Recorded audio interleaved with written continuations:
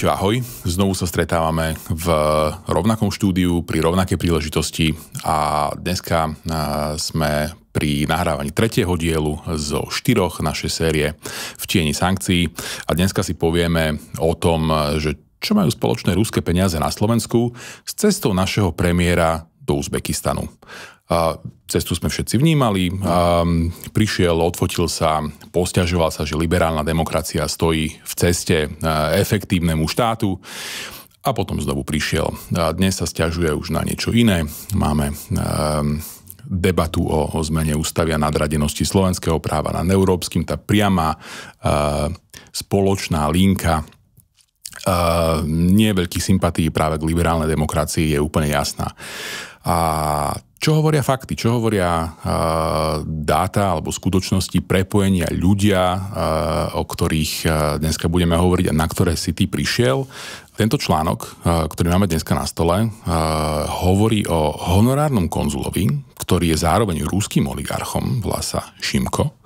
A ten nám tu buduje mostíky, prepojenia a obchodné vzťahy medzi Slovenskom a Uzbekistanom.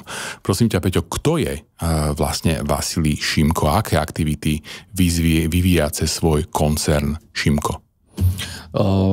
Vasilij Šimko je naozaj proste klasická ukážka nie slovenského, ale teda ruského oligarchu, pretože je naozaj ako CEO proste obrovského konglomerátu, ktorý má pod sebou naozaj rôzne oblasti biznisu. A teda veľká časť tých jeho biznisov je prepojená práve so Slovenskom. A druhá veľmi zaujímavá vec je na vlastne Vasilijom Šimkovi a teda jeho konglomeráte, ktorý sa volá Šimko Group, je to, že vlastne napriek tomu, že väčšinu tých svojich aktivít má ako keby v Rusku, tak sa prezentuje, alebo teda veľká časť z toho konglomerátu funguje aj v Uzbekistane. Čiže on ako keby je vlastne, on je oficiálne ruským občanom, človek, teda, ktorý je Rus a okrem toho, ale teda intenzívne spolupracuje s Uzbekistanom. Neviem, či dokonca tam aj vlastne nežije on, čiže ako keby je tým mostíkom nie len medzi Slovenskom a Uzbekistanom, ale je mostíkom aj medzi Uzbekistanom a Ruskom. A naozaj, keď sa pozrieme na to zloženie tých jeho ako keby biznisových aktivít, ktoré sú naozaj od zdravotníctva cez biotechnológie, a cez v podstate dopravné spoločnosti až do nejakých industriálnejších sfér, tak to naozaj ako pokrýva naozaj obrovskú ako keby sféru toho biznisu a dokonca má aj firmu, ktorá vyrába čokoládu. Takže naozaj je to naozaj, že konglomerát, to, čo on teda vlastní.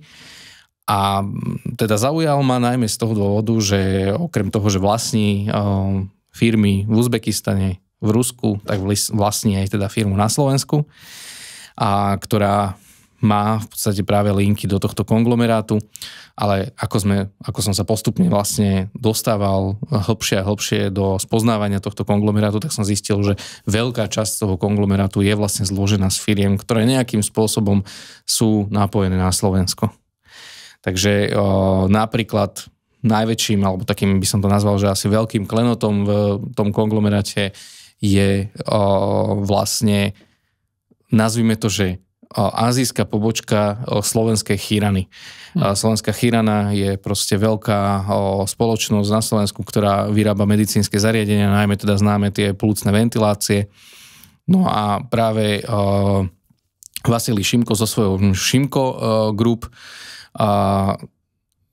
v Uzbekistane, v Taškente vybudoval vlastne veľký závod, v ktorom sa tieto vlastne plúcne ventilácie takisto vyrábajú.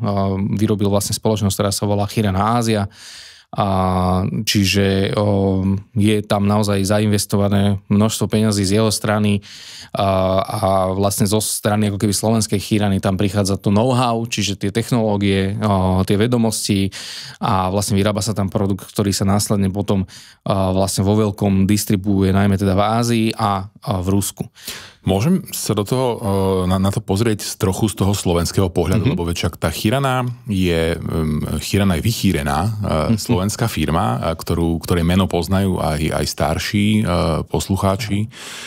Ja si ju celkom určite pamätám a spájam si ju proste s výrobkami medicínskeho charakteru, či už sú to drobné potreby pre, povedzme, domácnosť, chirurgické potreby alebo akékoľvek iné, až po teda tie pľucné ventilátory.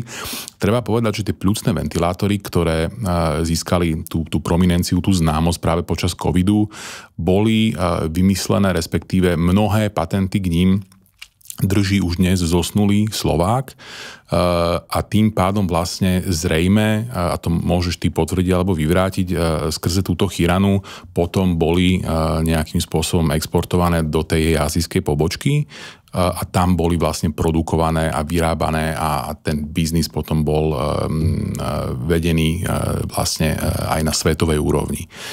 Ja si pamätám tiež jedného veľmi prominentného zástupcu ruskej dezinformačnej scény, ktorého tu nebudem menovať, lebo to sa nerobí.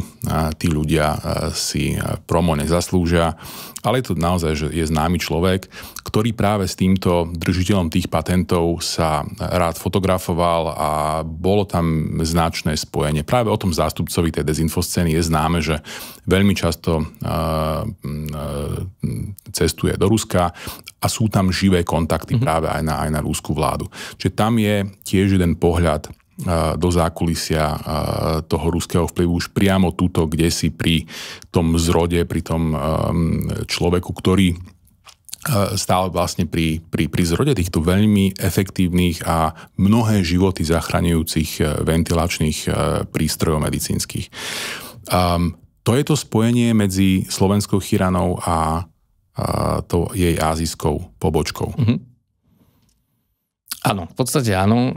To, aké sú tam úplne že detailné tie dohody, že vlastne aké sú tam povedzme dohody, čo sa týka financií a tak podobne, do toho my samozrejme nevidíme, lebo tu sa bavíme o dvoch nejakých súkromných firmách, ktoré proste nejakým spôsobom spolupracujú. Každopádne je jasné, že naozaj tá spoločnosť Šimco Group, čiže v podstate firma ruského oligarchu, je vlastne výhradným vlastníkom tej pobočky Chirany Ázia. A vlastne tam už potom, aké sú nejaké dohody presne o tom, čo si ty povedal, že čo sa týka patentov, respektíve tých výrobných procesov, toho know-how.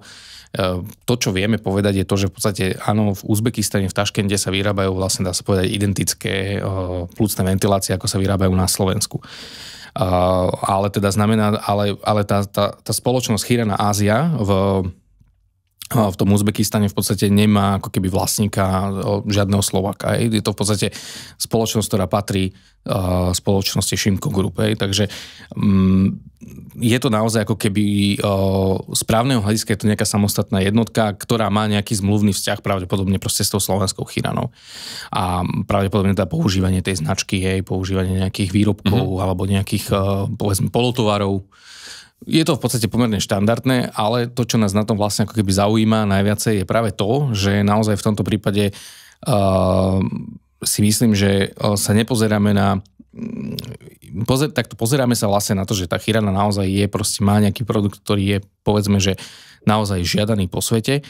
A tu nás sa vlastne stalo to, že teraz ako keby tú distribúciu na obrovskom kontinente Ázie, a čo sú obrovské trhy, v podstate má pod kontrolou človek, ktorý v podstate je ruským občanom.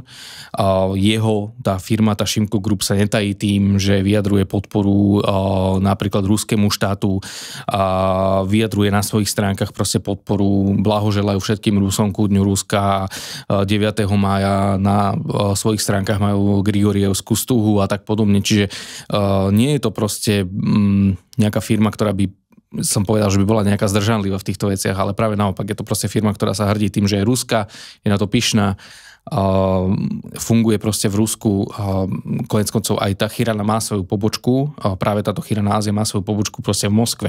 Takže ten ako keby obchod tam je a koniec koncov aj to je ďalšia vec, že vlastne samotná stránka spoločnosti Šimco Group hovorí o tom, že napríklad prednedávnom, pár týždňov dozadu v podstate sa konal veletrh v Moskve, na ktorý prišli ľudia z Číny, kde sa práve táto Šimco Group pochválila, že vlastne ten export do Číny v podstate z ich moskovskej nejakej továrne, respektíve z ich moskovského nejakého sídla sa zvýšilo 35% oproti roku 2023 za rok 2024 a teda, že naozaj proste do Číny sú dodávané proste výrobky naozaj vysokého high-tech oblasti zdravotníctva a práve to je to ako keby to, o čom sa tu bavíme, že proste slovenský high-tech biznis sa dostáva proste do rúk niekde v Rusku a vlastne to obchodovanie s tým high-tech biznisom práve v oblasti medicínskych zariadení, slovenských v podstate medicínskych zariadení, slovenských, tak ako si povedal, slovenských patentov majú v rukách vlastne ruskí ľudia, ktorí s nimi obchodujú v Ázii. Hej. Takže minimálne toto je zaujímavé z môjho pohľadu sa na to pozrieť takýmto spôsobom.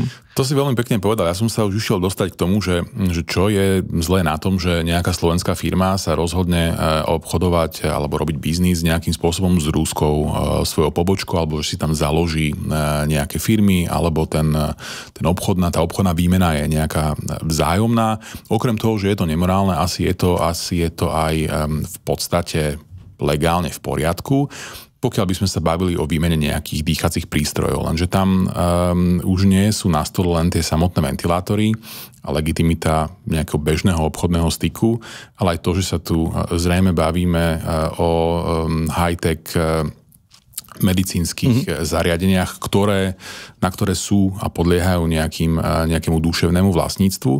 A to, čo možno naši poslucháči málo poznajú, je pokus európskych štátov, ktorí berú svoju bezpečnosť vážne v rámci obrany proti tomu výrazu, ktorý už dneska je strašne saturovaný, že hybridným hrozbám, alebo teda iným nepriateľským a podprahovým vplyvom cudzích štátov. A to je práve ochrana svojho know-how, ochrana svojho duševného vlastníctva. My sme to ešte počas minulých rokov, keď mnohí z nás pôsobili v štátnej správe, sa snažili dostať aj do dokumentu, ktorý sme pripravovali, akčného plánu boja proti hybridným hrozbám, kde sme sa snažili práve limitovať ten vplyv rôznych akademických spoluprác a to odtekanie rôznych technológií, know-how a tých duševných práv napríklad aj do Číny. A my už vlastne dneska vieme, alebo tušíme, že tie filtre sú veľmi slabé, alebo až vôbec žiadne. A to najmä v kontexte toho, že je pomerne všeobecne známe, že ruské obchádzanie sankcií práve funguje aj skrze okolité štáty, akým je napríklad aj Uzbekistan. A to, že tie rôzne obchodné trasy na to, aby sa ten tovar nakoniec dostal aj do Ruska, alebo súčiastky rôzneho typu, alebo toho dvojakého použitia, častokrát idú aj cez Čínu, respektíve tie trasy sú, respektíve ten pohyb je podporovaný aj rôznymi entitami z Číny. Takže to, že tu máme biomedicínsku firmu, ktorá robí s high-tech vecami a robí tie veci týmto spôsobom, je veľmi problematické práve z tohto hľadiska. Lebo my už dneska nemáme dôveru k tým našim slovenským inštitúciám, že by si dávali pozor na to, aby ten high-tech ostal naozaj v slovenských rukách, napríklad aj kvôli tomu, že to môže byť národnoštátny záujem.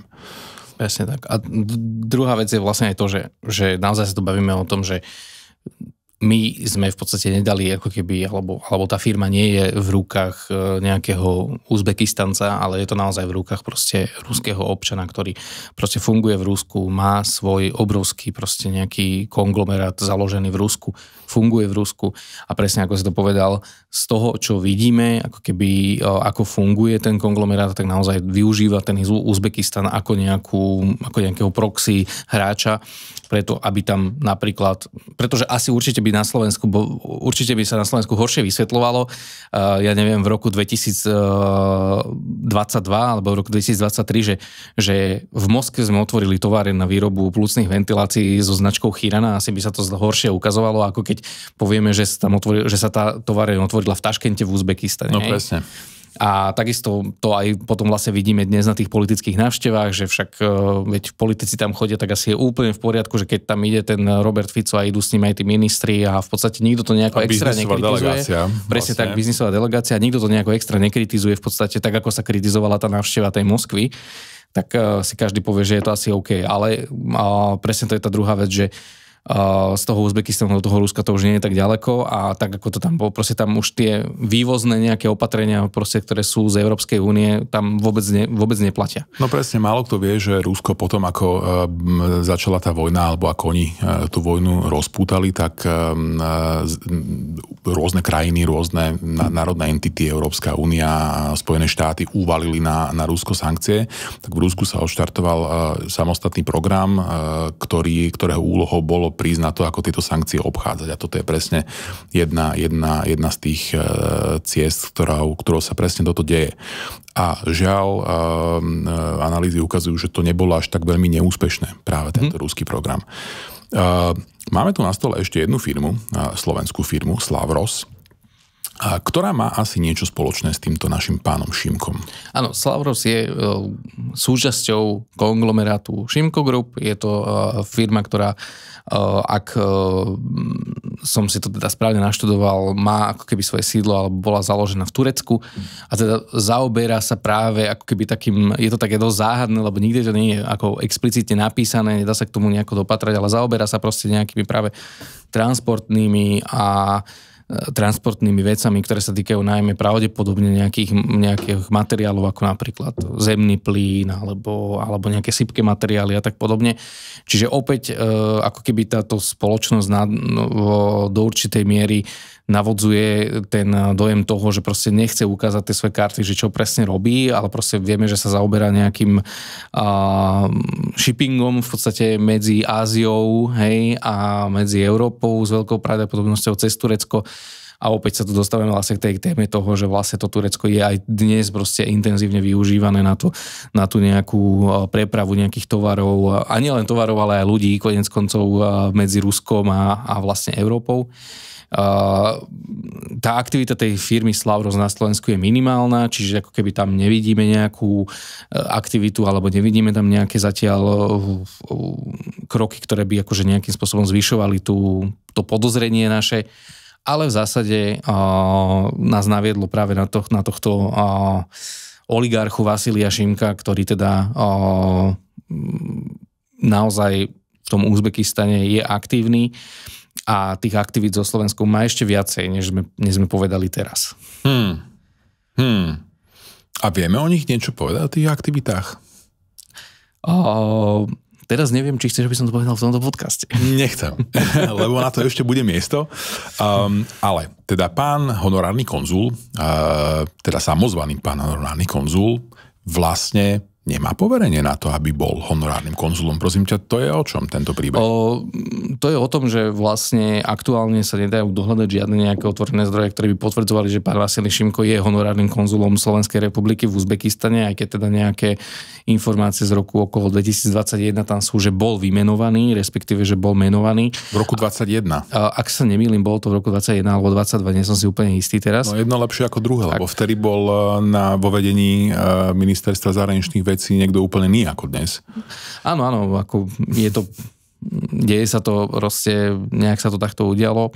Každopádne, teda naozaj teraz už v dnešnej dobe nevieme nájsť nejaké oficiálne záznamy o tom, že by bol oficiálne honorárnym konzulom, ale podarilo sa mi zistiť, že napríklad pán Vasilij Šimko prevzal záštitu nad nejakou developerskou firmou z Uzbekistanu, ktorá sa prezentovala v Barcelone, v Španielsku, na nejakom expe, kde teda táto uzbekistanská developerská firma chce rozvíjať nejaký priemyselný park niekde pri Barcelone a teda pán Vasilij Šimko sa tam neprezentoval ako majiteľ Šimko Group alebo ako úspešný podnikateľ, ale prezentoval sa ako honorárny konzul Slovenskej republiky v Uzbekistane. Hej? A toto je zase také zaujímavé, pretože v tých očiach, povedzme, už v tom Španielsku, v tej Barcelone, ak tam teda aj bol osobne, tak asi tam bude trochu inak vyzerať, ako keď bude honorárnym konzulom jedného z členov Európskej únie, ako keď povie, že som majiteľom konglomerátu z Ruskej federácie. Prečo sa teraz bavíme o Barcelone a ale to je presne ten moment, kedy vlastne on začal o sebe hovoriť, že má ako keby poverenie vystupovať v mene Slovenskej republiky, respektíve, že on je tým honorárnym konzulom.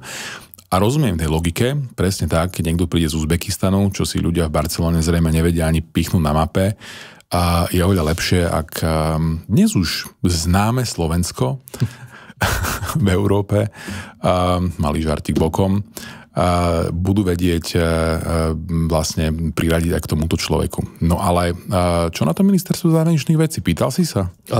Zatiaľ som sa ešte nepýtal, musíme si počkať na reakciu do článku. Dobre, toto strihneme, ja som myslel, bo nepamätal som si, či si sa pýtal, alebo nie. No a hovoríme o samozvanom honorárnom konzulovi v Uzbekistane, ale čo tak uzbecký honorárny konzul na Slovensku? Ty si sa pozeral na to, že kto to je? Áno, je to veľmi zaujímavé, pretože vlastne to nás vracia úplne na začiatok našej série v tieni sankcií.